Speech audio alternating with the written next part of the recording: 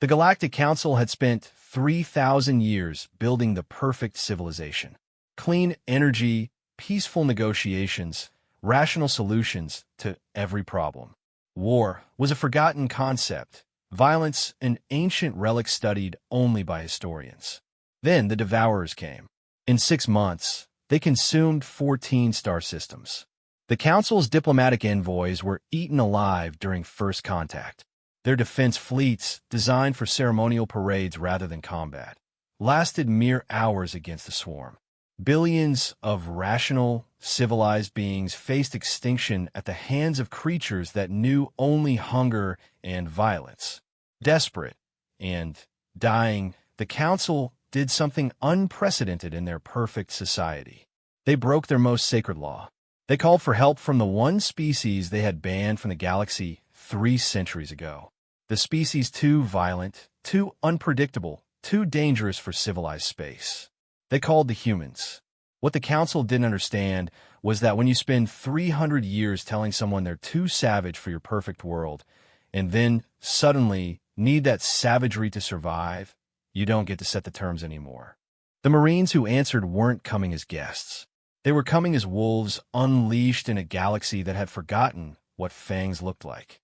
And everything was about to change. High Counselor Zentar's 8 arms trembled as he stared at the holographic display showing the Zirian system. Where 14 planets had orbited a yellow star just days ago, now only stripped husks remained. The Devourers had consumed everything organic, leaving behind barren rocks that would never again support life. How many? His voice carried the weight of someone who already knew the answer would break him. 4,700,000,000 souls, whispered his aide, a young Altarian whose blue skin had gone pale with grief. Gone in 18 standard hours. The council chamber, normally filled with the melodious discussions of 50 different species, sat in horrified silence. Representatives from across the galaxy had watched the same scene play out 14 times now. The Devourers arrived without warning, descended upon populated worlds like a plague of cosmic locusts, and left nothing but death in their wake. Counselor Vexani of the Hegemony floated forward, her crystalline form refracting the chamber's soft light into rainbow patterns. The fleet at Proxima held for 6 hours. Our best ships, our most advanced weapons. They might as well have thrown rocks. The creatures don't respond to any form of communication, added General Torvak, his reptilian features grim. We've tried every known language, mathematical sequences, even basic pictographs. They simply attack and consume. Zentar closed all 4 of his eyes, trying to process the magnitude of the catastrophe.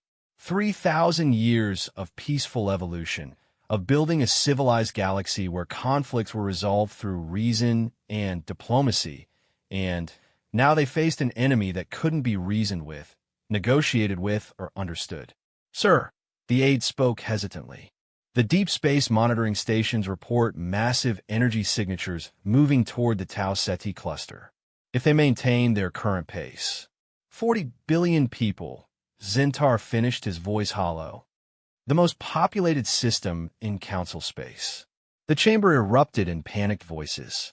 Some called for evacuation, others for a final stand with their remaining forces. A few suggested surrender, though nobody could explain what surrender meant to creatures that consumed everything in their path. Through the chaos, a single voice cut clear and cold. There is one option we haven't discussed. Every eye in the chamber turned to Counselor Mordain of the Arxian Collective. The ancient being rarely spoke during sessions, preferring to observe from the shadows with his 6 black eyes. When he did speak, the galaxy listened. The Arxians keep extensive historical records. Mordain continued, his voice carrying an ominous undertone. We remember the species that once fought wars across these same stars. The ones we banished for being too violent, too unpredictable for civilized space. A collective intake of breath echoed through the chamber. Several younger counselors looked confused, but the older members knew exactly what Mordain was suggesting. You cannot be serious. Vexani's crystalline form flickered with agitation. The humans were exiled for good reason. They turned every conflict into a bloodbath. They have no concept of proportional response. Exactly, Mordain said simply. Zentar felt a chill run down his spine. The Terran Accord was signed 3 centuries ago. Humanity agreed to remain in their home system in exchange for technology and resources. We swore never to involve them in galactic affairs.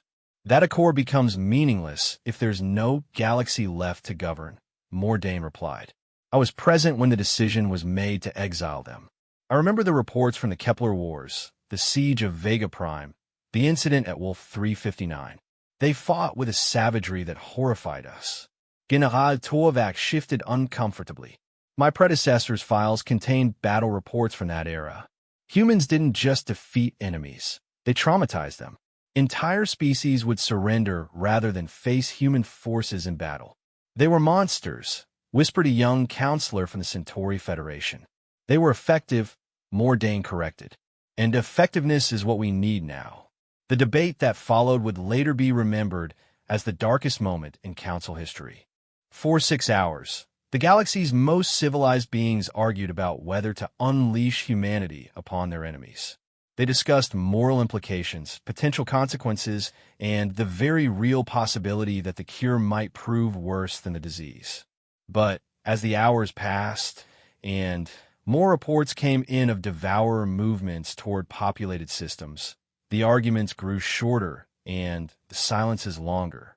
Reality had a way of simplifying complex moral questions. Finally, Zentar called for a vote.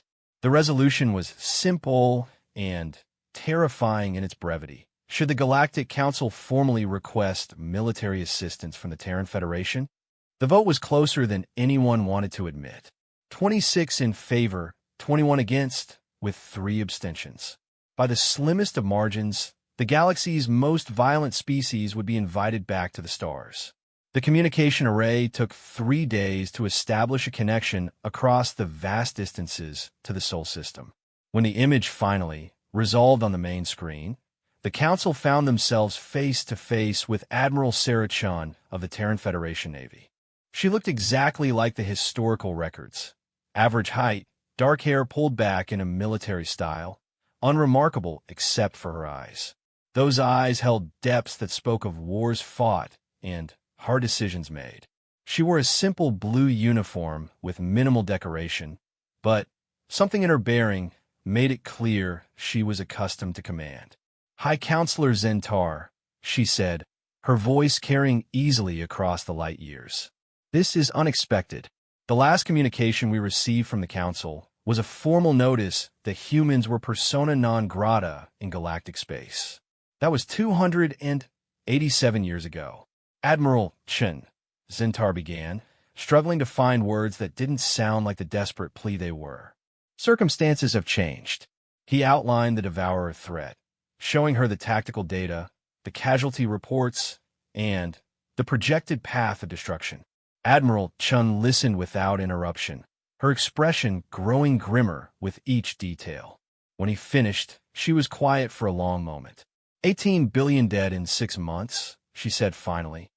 And your response has been to send diplomats and parade ships. We are a civilized galaxy, Admiral. We resolve conflicts through methods that don't work against an enemy that wants to eat you, Chen interrupted. I've read the reports. Your people fought bravely, but they fought like police officers trying to arrest a hurricane. The comparison stung, particularly because it was accurate. We need soldiers, Admiral. We need people who understand war. Chen leaned back in her chair, and, for a moment, her expression was unreadable. You exiled us because we were too violent. You called us barbarians and monsters. You told us we had no place among civilized species. That was an accurate assessment, Chen said. We are violent. We are barbarians compared to your people. When we fight wars, we don't aim for proportional responses or limited objectives. We aim to break our enemies so completely they never threaten us again. Zentar felt hope and terror in equal measure.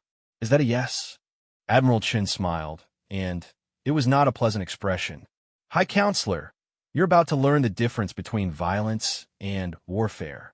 The Devourers practice violence. Humans practice war. She stood, her posture becoming even more military. I'm authorizing the deployment of the 3rd Expeditionary Force. 15,000 Marines, full combat loadout, with supporting elements. They'll be at your coordinates in 6 standard days. Thank you, Admiral. The Council should understand something, Chen interrupted again. We're not coming as subordinates or allies. We're coming as exterminators hired to deal with a pest problem. When we're done, we'll present you with a bill for services rendered. The transmission ended, leaving the council chamber in stunned silence. They had asked for help and received it, but the price was becoming clear. They had invited wolves back into their civilized galaxy, and wolves didn't follow the same rules as sheep. In the days that followed, long-range sensors detected the Terran fleet moving through jump space at impossible speeds. Their ships weren't elegant like council vessels, with flowing lines and artistic curves. They were angular, brutal things that looked exactly like what they were, instruments of war. When the first reports came in of human vessels entering the outer systems, several council members tried to change the resolution to call off the human response before it was too late. But Admiral Chen's words proved prophetic.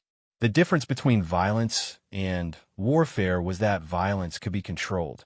War, once unleashed, followed its own rules. As the Terran 3rd Expeditionary Force took position at the edge of Council space, preparing to face an enemy that had terrorized the galaxy for months, one thing became abundantly clear to everyone watching. The Devourers had consumed 14 star systems and 18 billion lives.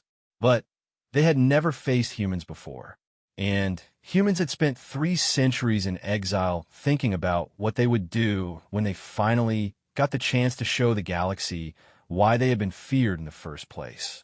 The quiet of space around the fleet positions carried an ominous weight, like the moment before thunder follows lightning. In 6 standard days, 2 forces would meet that represented opposite extremes of existence. One that consumed everything it encountered, and one that had spent 3 centuries perfecting the art of making things stop existing. The galaxy was about to remember why it had been afraid of humanity, and why maybe, just maybe, that fear had been the only thing keeping them safe. Colonel Marcus Torres stood on the bridge of the TFS Retribution, watching the tactical display as his Marines prepared for their first real combat in 3 centuries. Around him, the controlled chaos of a military operation unfolded with practiced efficiency. Officers called out status reports, technicians made final adjustments to weapon systems, and somewhere in the depths of the ship, 15,000 Marines checked their gear one last time. "Sir," Lieutenant Commander Park called from the communication station. "We're receiving transmission from the Council fleet. Admiral Vexani requests permission to coordinate our attack patterns with their remaining forces." Torres didn't look away from the display. "Tell the Admiral that coordination suggests we're fighting the same kind of battle." "We're not."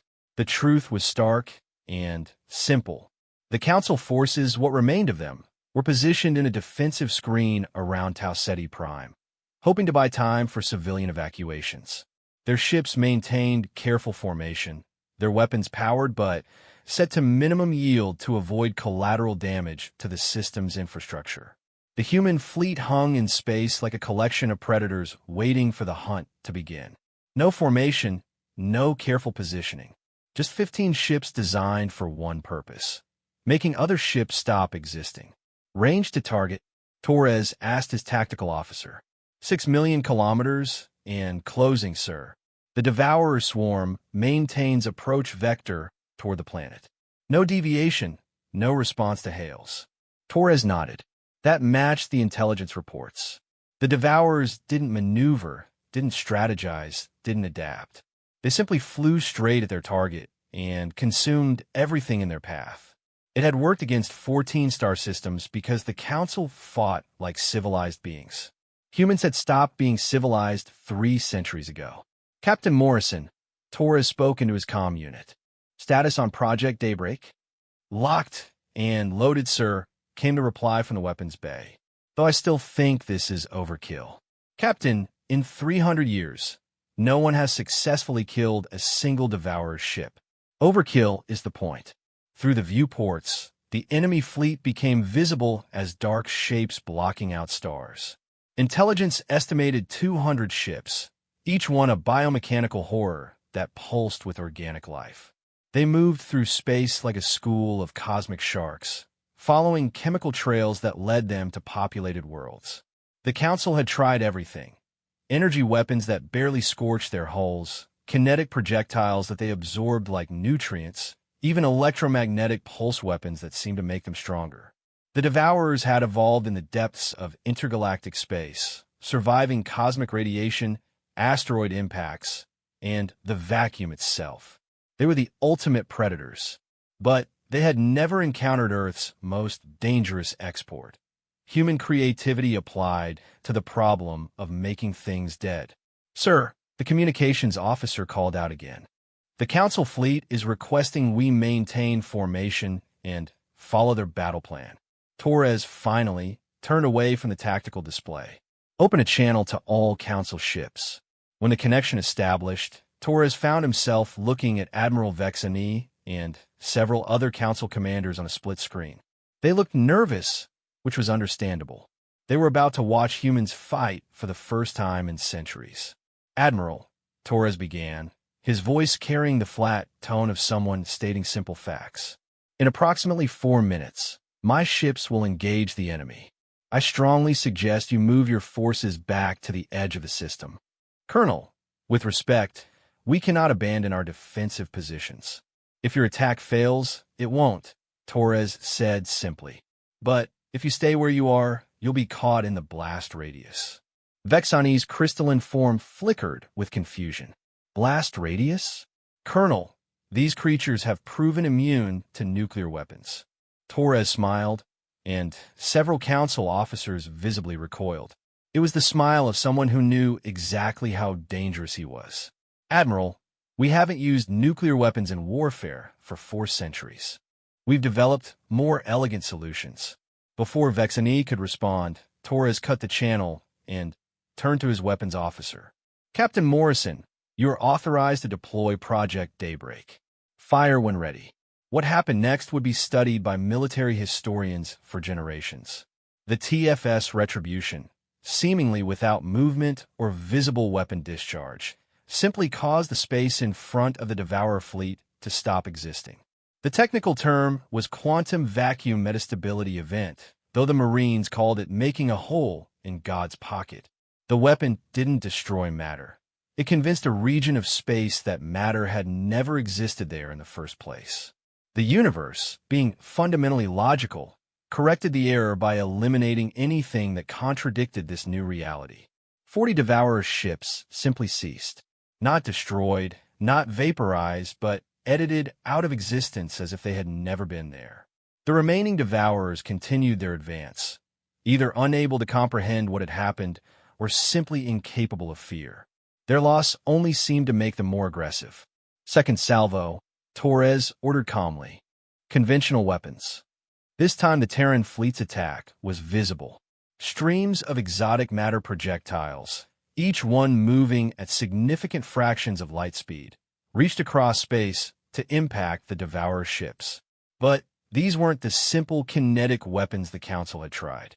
These projectiles carried payloads that violated several fundamental laws of physics. Devourer ships began to unravel at the molecular level as the projectiles delivered nanoscale machines that convinced their targets' atomic bonds to simply stop working. Others found their organic components aging decades in seconds as temporal distortion fields accelerated their personal time frames. A few experienced the novel sensation of having their mass converted directly into exotic energy that existed in dimensions the Devourers couldn't perceive. "Status report," Torres called. 67 targets neutralized, came the reply. "Remaining enemy ships continuing approach." "They're not even trying to evade." "Of course not," Torres muttered. "They don't understand what's happening to them." Through the tactical display, he watched the Devourer fleet continue its suicidal charge. They had never encountered an enemy that could hurt them, so they had never developed concepts like retreat, evasion, or tactical withdrawal. They simply attacked until they won or died. Today, they would learn the difference. All ships, Torres commanded. Free fire authorization. Show them what 3 centuries of human military innovation looks like. What followed wasn't a battle. Battles implied that both sides had a chance of winning. The TFS Vengeance deployed gravity wells that crushed Devourer ships into neutron-dense spheres the size of golf balls. The TFS Retribution used dimensional shears that cut enemy vessels in half by convincing half of each ship that existed in a parallel universe. The TFS Nemesis fired projectiles that arrived at their targets yesterday, causing the Devourers to be destroyed by weapons that hadn't been fired yet. But perhaps the most terrifying was the TFS Harbinger, which deployed swarms of self-replicating nanomachines that converted enemy ships into more nanomachines. Within minutes, entire Devourer vessels were transforming into clouds of microscopic predators that immediately began seeking new targets. The Council fleet watched in horrified fascination as humanity demonstrated why they had been exiled from civilized space. This wasn't warfare as the galaxy understood it. This was applied physics with malicious intent. Colonel, his tactical officer called out, "We're receiving a signal from the surviving Devourers." Torres raised an eyebrow. "I thought they didn't communicate." "They don't, sir. This isn't communication. It's screaming." For the first time in their species' existence, the Devourers were experiencing something they had no concept for: fear. The psychic emanation that reached across space carried the absolute terror of a predator species suddenly discovering they were prey. 20 ships remained of the original 200, and these were fleeing. The creatures that had consumed 14 star systems without ever retreating were running for their lives. "Sir," Lieutenant Commander Park called from communications. "Admiral Vexani is requesting permission to pursue the surviving enemy ships." Torres considered this. The Council forces were brave, and they deserved to participate in the victory after watching their own people die for months. But they also needed to understand exactly what they were dealing with. "Negative," Torres replied. "We'll handle pursuit. Open a channel to the Council fleet." When a communication established, Torres found himself looking at a dozen alien faces displaying every possible variation of shock and awe. Admiral Vexani's crystalline form was flickering rapidly, which Torres's briefings had told him indicated extreme agitation. "Colonel Torres," she began, her voice carrying a tremor that hadn't been there before the battle. "Your weapons, how is such destruction possible?" "Admiral, this is what happens when you give humans 300 years to think about violence without any targets to practice on," Torres replied. "We didn't just develop new weapons. We developed new categories of weapons. We created technologies that make war crimes against the laws of physics." General Torvak leaned forward on the screen. "The Devourers were immune to every weapon we possessed. How were you able to—" "You were fighting them like they were ships," Torres interrupted. "We fought them like they were a physics problem that needed solving. The universe is a remarkably fragile thing when you know which rules to break." The aliens exchanged glances that spoke volumes. They were beginning to understand that they hadn't just hired exterminators. They had unleashed something that viewed reality itself as merely another obstacle to be overcome. "Sir," the tactical officer called, "the fleeing Devourers have just made a jump to hyperspace. Long-range sensors indicate they're heading toward the galactic rim." Torres nodded. "As expected. Captain Morrison, deploy the pursuit packages." "Pursuit packages?" Admiral Vexani asked. "Self-guided hunter-killers that will track the survivors across the galaxy," Torres explained casually. "Can't have any of them escaping to tell their friends where they went wrong." The implication hit the Council officers like a physical blow. The humans weren't content with victory. They were planning genocide. "Colonel, surely that's unnecessary," General Torvak protested. "They're fleeing. The threat is over." Torres's expression didn't change. "General, in human military doctrine, there are no acceptable survivors when dealing with an existential threat. We will hunt down every devourer in this galaxy and eliminate them. Not defeat them, not negotiate with them, not contain them. Eliminate them. That's monstrous, whispered a young council member. That's effective, Torres corrected. In 3 centuries, we've learned that the only way to deal with an enemy that wants to destroy you is to destroy them first, completely, and without reservation. Half measures just give them time to adapt. As the human fleet began moving to intercept the fleeing devourers, the council forces remained behind, trying to process what they had witnessed. They had asked for help against an unstoppable enemy and received it. But they were beginning to realize that the cure might be more dangerous than the disease. In the depths of the TFS retribution, Colonel Torres reviewed casualty reports. 0 human casualties. 0 human ships damaged. Complete tactical victory achieved in under 30 minutes. But as he looked out at the debris field that had once been the galaxy's most feared enemy, Torres couldn't shake the feeling that this was just the beginning. The Council had seen what humans could do when motivated by necessity. They had yet to see what humans would do when motivated by opportunity. And the galaxy, Torres reflected, was full of opportunities. 6 months after the Battle of Tau Ceti, High Counselor Zentar stood before the Galactic Council Assembly, trying to find words for a situation that had spiraled far beyond anyone's expectations. The emergency session had been called to address what the media was calling the human problem, though Zentar privately thought that name didn't capture the magnitude of what they faced. The Devourer threat has been eliminated, he announced to the gathered representatives. Long-range sensors confirmed the destruction of the last enemy vessels in the Andromeda approach. The galaxy is secure. The response should have been celebration. Instead, the chamber filled with nervous murmurs and worried glances. Victory had come at a price none of them had anticipated. Counselor Vexani rose from her position, her crystalline form reflecting the chamber's lights in agitated patterns. High Counselor, while we are grateful for the elimination of the Devourer threat, we must address the human fleet's continued presence in Council space. Their original mandate was to assist with the crisis. That crisis is now resolved. Zentar felt the weight of every decision that had led to this moment. Admiral Chen's forces have been reluctant to withdraw. They cite concerns about potential threats we may have missed. What threats? Demanded General Torvak, his reptilian features sharp with frustration. They've spent the last 4 months systematically hunting down every biological anomaly in 17 star systems. They've sterilized 3 entire sectors of space. The truth was worse than Torvak knew. The humans hadn't just eliminated the Devourers. They had eliminated everything that their xenobiology experts deemed potentially problematic. Spaceborne organisms that had existed harmlessly for millennia were being exterminated because human scientists found their reproduction patterns concerning.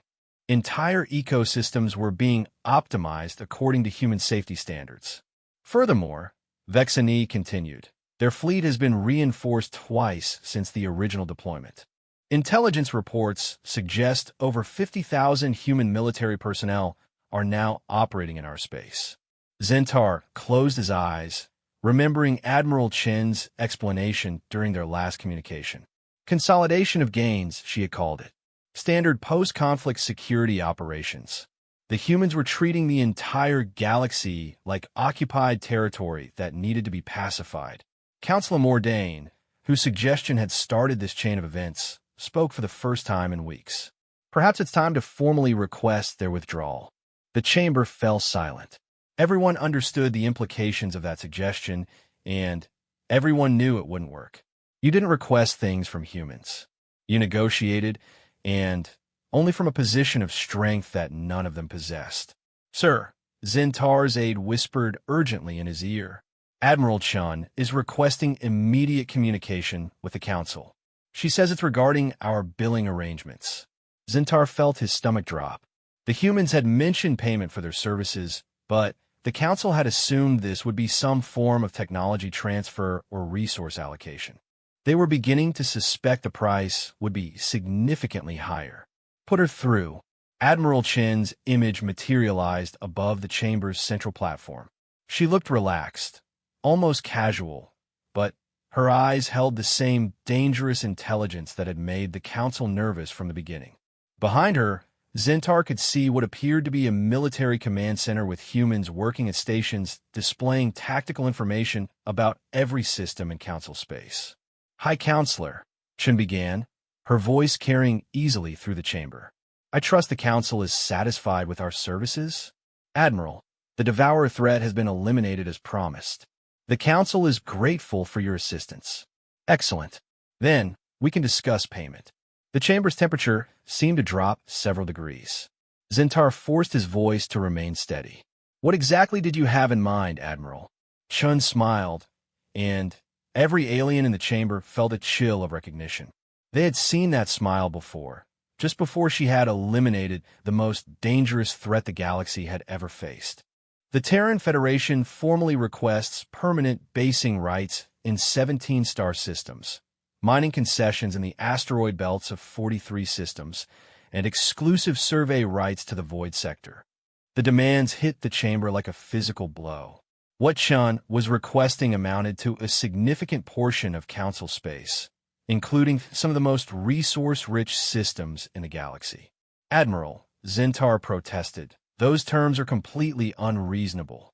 The systems you're requesting contain billions of citizens who are alive because of human intervention." Chun interrupted smoothly. "We're not asking for sovereignty over populated worlds, High Counselor. We're asking for strategic positions that will allow us to protect the galaxy from future threats." General Torvak leaned forward aggressively. "What future threats? You've eliminated everything dangerous within 1,000 light years." "Everything we know about," Chen corrected. "But the galaxy is vast, General. The Devourers came from intergalactic space. Who knows what else might be out there? The Council has proven that it cannot defend itself against existential threats. The Terran Federation can." It was perfectly logical, completely reasonable, and utterly terrifying. The humans were offering to protect the galaxy from threats that might not even exist in exchange for a foothold in galactic civilization that they could expand indefinitely. Counselor Vexani's form flickered rapidly. "And if the Council refuses these terms?" Chen's expression didn't change, but somehow the quality of her smile became more predatory. "That would be unfortunate, Admiral. The Terran Federation takes its commitments very seriously. We committed to eliminating threats to galactic security. If the Council becomes unable to maintain order," the threat hung in the air, unspoken but crystal clear. "The humans would eliminate threats to galactic security. If the Council opposed them, the Council would become such a threat." "Furthermore," Chen continued, "I should mention that our deep space monitoring stations have detected several concerning anomalies in unexplored regions. Energy signatures that don't match any known phenomena. We'll need to investigate these potential threats immediately." Zentar realized with growing horror what was happening. The humans weren't just demanding payment for their services. They were creating justifications for a permanent military presence. Every unknown energy reading, every unexplained phenomenon, every mystery in the galaxy would become a potential threat requiring human investigation. "Admiral, the Council needs time to consider your proposal." "Of course," Chen replied graciously. "Take all the time you need. I should mention, though, that we've already begun preliminary security operations in the requested systems. Just precautionary measures, you understand, until the Council makes its formal decision." The transmission ended, leaving the chamber in stunned silence. The humans had presented their demands while simultaneously beginning to implement them. They weren't negotiating. They were informing the Council of decisions that had already been made. Counselor Mordain rose slowly from his position. "This is my fault," he said simply. "I suggested we call them. I thought we could control the situation." "None of us understood," Zentar replied wearily. "We thought we were hiring soldiers. We were actually negotiating a surrender." The debate that followed was painful and pointless. Some representatives called for resistance, but resistance implied having the means to resist. Others suggested accommodation, hoping that human demands would remain limited. A few quietly began discussing evacuation plans for their home systems. The vote, when it finally came, was a formality. 37 in favor of accepting human terms, 8 against, 5 abstentions. The galaxy had a new protector, whether it wanted one or not. But the real shock came 3 days later, when Admiral Chun announced the formation of the Galactic Security Directorate, a joint human-alien organization. She called it dedicated to protecting civilization from all possible threats. The humans would provide military leadership and advanced technology. The aliens would provide local knowledge and administrative support. It sounded almost reasonable until the organizational charts were released. Humans held every position of real authority. Aliens were relegated to advisory roles and clerical functions. The galaxy's most advanced civilizations had become a client state of humanity overnight. The transformation was swift and efficient. Human military bases appeared in strategic systems across the galaxy. Human survey ships began exploring regions that had been considered off-limits for millennia. Human scientists started improving alien technology, making it more compatible with human systems and standards. Most disturbing of all, human recruitment offices opened on every council world. Young aliens, impressed by human efficiency and power, began volunteering for service in the New Order. They called themselves Terra Loyalists and wore human-style uniforms with pride. 6 months later, Zintar found himself in his office, reviewing reports that he no longer had the authority to act upon. The council still existed, still held sessions, still passed resolutions. But real decisions were made in the human command center that had been constructed in orbit around the council's homeworld. A soft chime announced a visitor. Admiral Chun entered without waiting for permission, carrying a datapad and wearing the satisfied expression of someone whose plans had exceeded expectations. "High Counselor," she said pleasantly. "I wanted to personally thank you for the Council's cooperation during this transition period." "Transition to what, Admiral?" Chun set the datapad on his desk. "To a more secure galaxy. Our preliminary surveys have identified 17 potential threat scenarios that require immediate attention. Rogue artificial intelligences in the outer rim, unusual quantum fluctuations near the galactic core, biological anomalies that might represent dormant Devourer variants." Zintar picked up the datapad, scrolling through reports that painted the galaxy as a dangerous place requiring constant human vigilance. He couldn't prove it, but he suspected many of these threats had been discovered because humans were specifically looking for justifications to expand their operations. "Admiral, when will this end?